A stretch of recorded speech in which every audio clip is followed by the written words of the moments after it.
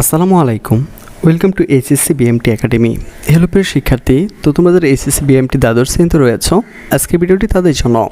তো আজকে আমরা কথা বলবো তোমাদের মূলত সিলেবাসটি নিয়ে এবং তোমাদেরকে বুঝিয়ে দেবো যে তোমাদের পরীক্ষাটা কীভাবে হবে। তো অবশ্যই প্রথম থেকে শেষ পর্যন্ত দেখো, কারণ এই সিলেবাসটা খুব একদম নতুন প্রকাশিত হয়েছে। তো চলো দেখে নিই।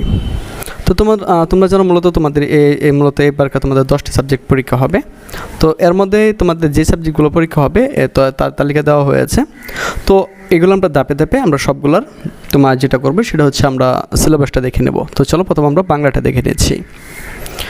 তো তোমাদের বাংলার মূলত এটা চূড়ান্ত মূল্যায়ন হবে 60 নম্বরে, অর্থাৎ 60 নম্বরে তোমাদের পরীক্ষাটা হবে এবং এই 60 নম্বরের ভিতরে তুমি যদি হচ্ছে 40 পাও তাহলে কিন্তু তুমি A+ পাবে। ঠিক আছে, তোমাদের 60 নম্বর হবে পরীক্ষা এবং স্যারদের হাতে থাকবে মূলত তোমার হচ্ছে 40 নম্বর।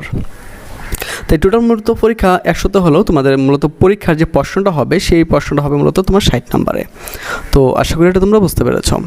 তো যাই হোক, মূল টপিকে আসি। সেটা হচ্ছে তোমাদের যে গদ্যগুলো সিলেক্ট করা হয়েছে, মানে গল্পগুলো।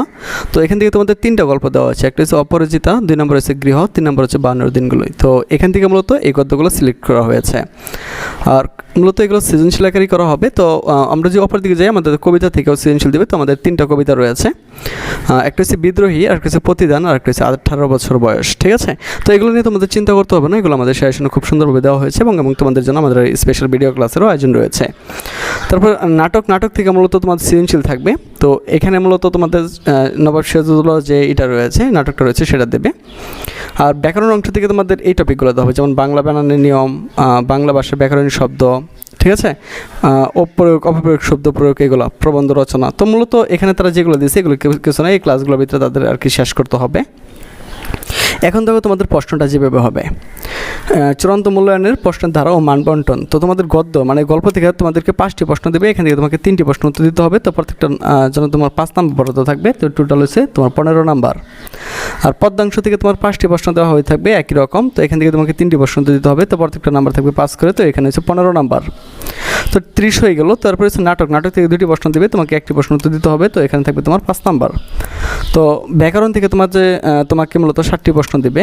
তো এখান থেকে তোমাকে 5টি প্রশ্ন উত্তর লিখতে হবে। তো এখানে থাকবে প্রত্যেকটার মান 3 করে। তো 3 + 15 নম্বর। অপরদিকে তোমার রচনা থাকবে 3টি থেকে যে কোনো তোমাকে 1টি রচনা দিতে হবে। ঠিক আছে, এখানে থাকবে হচ্ছে তোমার 10 নম্বর।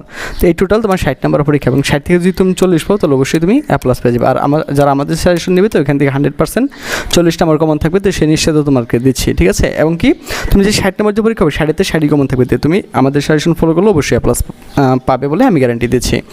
তো তোমরা যারা আমাদের কোর্সে আসতে আগ্রহী তারা সরাসরি আমাদের সাথে কন্ট্যাক্ট করতে পারো।